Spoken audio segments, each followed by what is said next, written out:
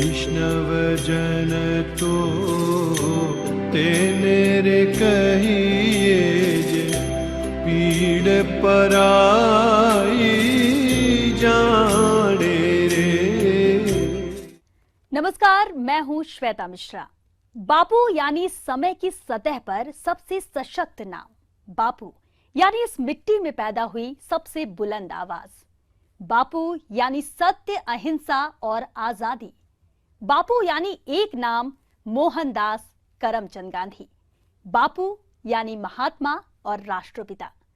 जी हां, इन अल्फाजों में जैसे सारी दुनिया समाई है। अल्बर्ट आइंस्टीन ने एक बार कहा था कि आने वाली पीढ़ियां शायद ही इस बात पर यकीन करें कि बापू जैसा हाड़ मांस का एक इंसान इस धरती पर रहता भी होगा। बापू को गए आज कई दशक गुजर चुके हैं और बदले वक्त के साथ ये बहस भी कभी धीमे और जोर से चलती आ रही है कि क्या बापू और उनके सिद्धांत आज भी उतने ही प्रासंगिक हैं जितने उस दौर में हुआ करते थे। वो अशोक की आत्मा, रण का विजय योद्धा, शांति चक्र का धर्म प्रवर्तक, शक्ति पुरोधा, उठा धरा से पहुंच शिखर, आकाश बन गया, धरा देखती रही, पुत्र इतिहास बन गया। बापू को गए एक अरसा गुजर चुका है, लेकिन ऐसा लगता है कि वो अभी इस देश की रग रग में घुले हुए हैं। युद्ध, शांति, आतंकवाद, भ्रष्टाचार, बेरोजगारी, सांप्रदायिकता, चाहे कोई भी मुद्दा हो या कोई भी बहस, अचानक ही उनका एक सिरा बापू से जुड़ जाता है। आखिर बापू में ऐसा क्या है जो दुनिया हर बार उनकी तरफ आखिरी उम्मीद से देखती है? It's time to heed the words of Gandhi. Intolerance is itself a form of violence and an obstacle to the growth of a true democratic spirit. Together, we must work towards a world where we are strengthened by our differences and not defined by them. That is what America embodies.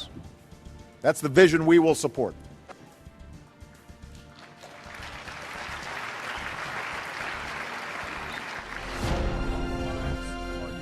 ये इस दुनिया की सबसे बड़ी पंचायत में सबसे ताकतवर मुल्क की सबसे असरदार आवाज है, जो आज बारूद के ढेर पर बैठी दुनिया को शांति और अहिंसा का पाठ पढ़ा रहा है। ऐसा पहली बार नहीं है, बल्कि जब भी किसी कोने में बम और बंदूकों का शोर इंसानियत का गला घोंटने लगता है, तब संघर्ष और शांति की उम्मीद में सभी की निगाहें बरबसी उस अर्धनग्न फकीर की तरफ उठ जाती हैं, जिसे दुनिया गांधी कहती है। गांधी, महात्मा गांधी। वसुधैव कुटुंबकम की भारतीय संस्कृति और शांति स्थापना के उद्देश्यों में बापू आज भी लहू बनकर दौड़ते हैं। कुछ साल पहले भारतीय संसद में दिए गए बराक ओबामा के इस भाषण के एक एक लफ्ज में इसकी गूंज साफ सुनाई देती है। I've always found inspiration in the life of Gandhi ji and his simple and profound lesson to be the change we seek in the world. And I'm mindful that I might not be standing before you today as President of the United States had it not been for Gandhi and the message he shared and inspired with America and the world. Obama ना तो पहले ऐसे शख्स हैं और न ही आखिरी, जिन्हें बापू के संदेशों और आदर्शों के अलावा आधुनिक मानव सभ्यता का कोई और मुकाम नजर नहीं आता। जरा बापू की कांपती आवाज का असर तो देखिए कि जब भी संसार के किसी भी कोने में कोई अन्याय, जुल्म और बेइंसाफी के सामने खड़े होने की हिम्मत करता है, तो उसकी नजर अपने आप ही बापू पर जाकर ठहर जाती है। 50 के दशक में जब मार्टिन लूथर किंग ने अश्वेतों के समान अधिकार के लिए सबसे ताकतवर साम्राज्य को चुनौती दी थी, तब भी उनके पास गांधी के आदर्शों और प्रेरणा की ही पूंजी थी। The person who has influenced my life in terms of action more than anybody is Mahatma Gandhi. I came to Gandhi in the same setting in theological seminary days. I had heard of Gandhi, spoke in Philadelphia on his trip to India and the whole philosophy of Gandhi and passive and non-violent resistance. Gandhi समय को दो हिस्सों में बांटते हैं। गांधी से पहले और गांधी के बाद। इतना वक्त बीत जाने के बाद भी अपने सत्य, अहिंसा और सत्याग्रह के बुनियादी उसूलों के साथ आज भी बापू अपने उसी असर के साथ मौजूद हैं। जी हां, बापू आज भी मौजूद हैं। तभी तो जब भी दुनिया के किसी कोने में कोई बदलाव की नन्ही सी शुरुआत होती है या जब भी अन्याय के खिलाफ एक छोटी सी आवाज बुलंद होती है या फिर एक अदना सा इंसान बेइंसाफी के खिलाफ सिर उठाने की हिम्मत करता है, तो अचानक हमें उस शख्स की याद आती है जिसे कभी दुनिया की सबसे ताकतवर ब्रितानी हुकूमत ने अर्धनग्न फकीर कहा था। The light has gone out of our lives and there is darkness everywhere. And I do not quite know what to tell you and how to say it. Our beloved leader, Bapu as we called him, the father of the nation, is no more. Perhaps I am wrong to say that. Nevertheless, we will not see him again as we have seen him for these many years. We will not run to him for advice and seek solace from him. And that is a terrible blow, not to me only, but to millions and millions in this country. उस दिन जब नेहरू ने अपनी कांपती आवाज में दुनिया को वो मनहूस खबर सुनाई, तब उनकी बेचैनी ये बयां करने के लिए काफी थी कि बापू इस मुल्क की माटी में ऐसे समा चुके हैं कि उन्हें खोकर इस दुनिया की कल्पना तक नहीं की जा सकती। उस बात को सालों गुजर चुके और आज 21वीं सदी में तेज रफ्तार और आधुनिकता की चकाचौंध में नहाया एक नया विश्व हमारे सामने है। मगर ये तरक्की अपने साथ कई चुनौतियां भी लेकर आई है। आज अंग्रेजों की जगह आतंक का एक नया दानव हमारे सामने है जो इंसानियत और मासूमियत को लील लेना चाहता है। ऐसे में क्या भय और आतंक के इस दम घोंटू माहौल से निजात दिलाने में गांधी का जंतर और मंतर उतना ही असर करता है? Recent decades, more and more appreciation about non-violence everywhere. So Gandhi already no longer with us, but his spirit very much alive on this planet. Gandhi ji के विचार समय और सियासत की सीमाओं से परे जाते हैं। यही वजह है कि उन्हें कभी भी किसी खांचे में बांधकर नहीं रखा जा सकता। करोड़ों तिब्बतियों के स्वतंत्रता और स्वाधिकार की लड़ाई लड़ रहे दलाई लामा के साथ भी बापू उतने ही दिखाई देते हैं जितना दक्षिण अफ्रीका में अश्वेतों को बराबरी का हक दिलाने वाले नेल्सन मंडेला दिखाई दिए। I stand here before you. The influence of Gandhi in our politics, in our methods of political action, has been quite formidable. Myanmar में लोकतंत्र की लालिमा के लिए फौजी शासन के अंधेरे के खिलाफ लंबी लड़ाई लड़ने वाली आंग सान सूची ने भी बापू के विचारों की ही उंगली पकड़ी। गांधी और गांधीवाद का एक सिरा यहां भी जुड़ता है।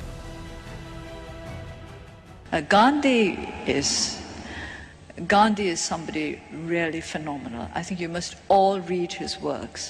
I think the more you read Gandhi, the more impressed you are by who he was and what he was. You must remember that change through non-violent means was not ever thought of before Gandhi. He was the one who started it. He was the one who decided that it is possible to bring about revolutionary change without violence. सत्य और अहिंसा की राह पर चलते हुए जब भी कोई तनकर खड़ा होता है, तब अचानक बापू उसके साथ दिखाई देने लगते हैं। भले बापू और बापू के विचारों पर हमने यादों की धूल जमा दी हो और वक्त बेवक्त हम उन पर समय के सवाल खड़े करते रहे हों, लेकिन बापू के साथ खड़े होने वाले जानते हैं कि सत्य और सत्याग्रह का हथियार आज भोथरा जरूर दिखाई देता है, लेकिन इसकी ताकत आज भी उतनी ही है जितनी किसी जमाने में ताकतवर अंग्रेजी हुकूमत को महसूस हुई थी। हमारी इस खास पेशकश में फिलहाल वक्त है एक ब्रेक का, लेकिन आप कहीं जाइएगा मत, क्योंकि ब्रेक के बाद हम आपको बताएंगे कि एक घड़ी, एक छड़ी, एक ऐनक और एक चरखे के सहारे दुनिया के सबसे ताकतवर साम्राज्य को झुकाने वाले बापू आज भी पूरी दुनिया में क्रांति, आंदोलन और परिवर्तन के सबसे बड़े हीरो हैं। वैष्णव जन तो तेरे कहिए जे पीड़ पराई जाने रे। वैष्णव जन तो तेरे कहिए जे पीड़ पराई जाने रे। नहीं कि बापू हमें दस्तक नहीं देते, कई बार कई रूपों में और कई तरीकों से बापू हमें याद आते हैं। या यूं कहें कि हमारी ये आदत हो गई है कि जब भी कोई सत्य और अहिंसा के रास्ते पर बढ़ चलता है, हम उसमें अपना गांधी ढूंढ लेते हैं। यहां तक कि पाकिस्तान में भी बदलाव की बड़ी वजह है बापू। बापू का वजूद ही कुछ ऐसा है, जब भी किसी में उनका अक्स दिखाई देता है, दुनिया उसके पीछे पीछे चल पड़ती है। एक वक्त एक अनजान से नाम अन्ना हजारे ने बापू की राह पर चलने की ठानी।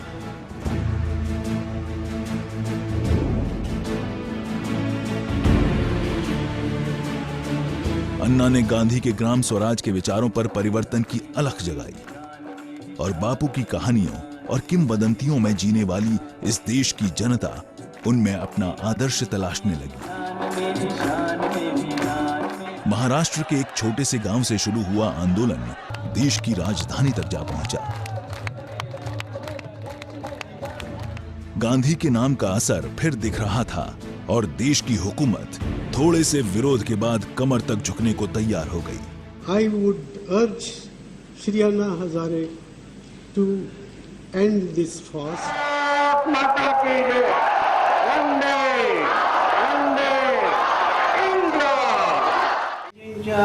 पायाजवळ बसण्याची सुद्धा माझी पात्रता नाही।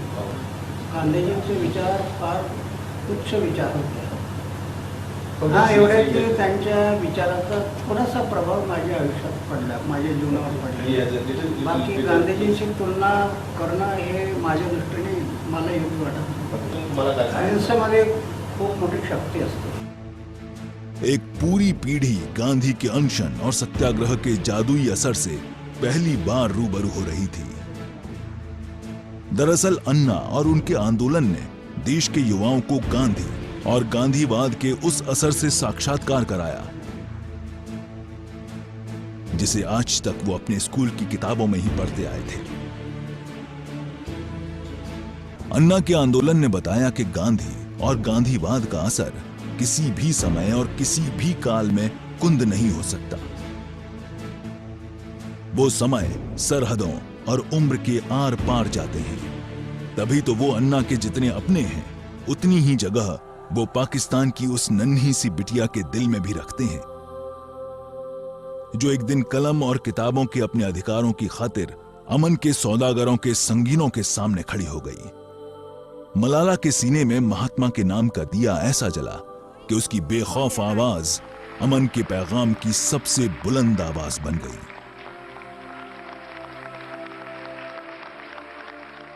I do not even hate the Talib who shot me. Even if there is a gun in my hand and he stands in front of me, I would not shoot him. This is the philosophy of non-violence that I have learned from Gandhi ji. In theological seminar days, I had heard of Gandhi. वो बापू ही थे जिन्होंने पहली बार दुनिया को बताया कि बंदूक और बम के गोलों से कहीं ज्यादा असर सत्य और अहिंसा के औजारों में है।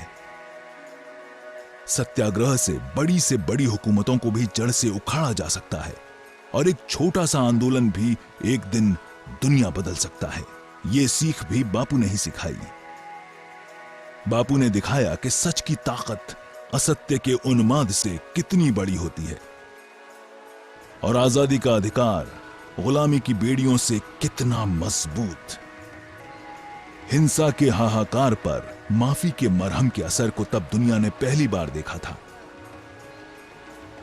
और आज तक देख रही है। बापू जितने उस दौर में प्रासंगिक थे उतने ही आज भी हैं। बस जरूरत है उनके विचारों पर अमल करने की। इतिहास गवाह है कि अब तक जो भी बापू की दिखाई राह पर चला वो कभी हारा नहीं है। बापू उन्हें राह दिखाने के लिए हमेशा मौजूद रहे।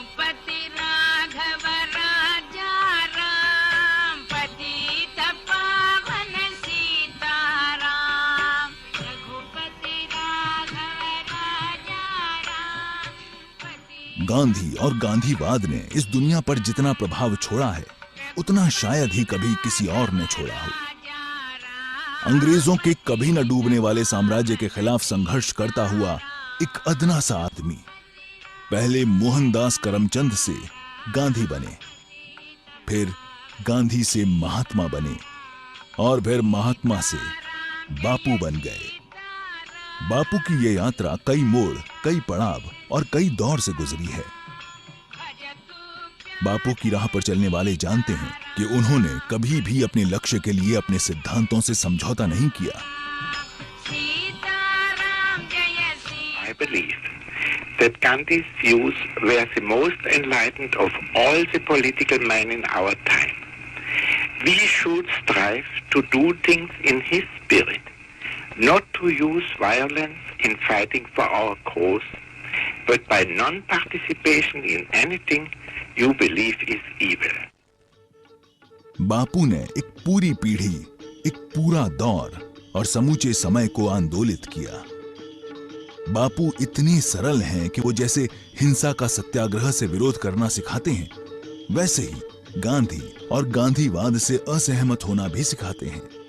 चाहे आप दुनिया के किसी भी कोने में रहती हों, चाहे किसी भी धर्म, जाति या संप्रदाय की हों, लेकिन बापू की तरफ बढ़ाया गया आपका एक कदम आपके दिमाग में केमिकल लोचा करने के लिए काफी है। एक जमाने में अंग्रेजों को इसका एहसास हुआ था। बापू अहिंसा के परम धर्म में बसते हैं। बापू सत्य की जय में जीते हैं। बापू मजलूमों के अधिकार और शासन की तलवार के बीच खड़े होते हैं। बापू सत्याग्रह की राह पर मील का पत्थर हैं। बापू एक नाम नहीं है, बापू एक उम्मीद है। बापू समय के सीने पर सबसे तेज दस्तक हैं।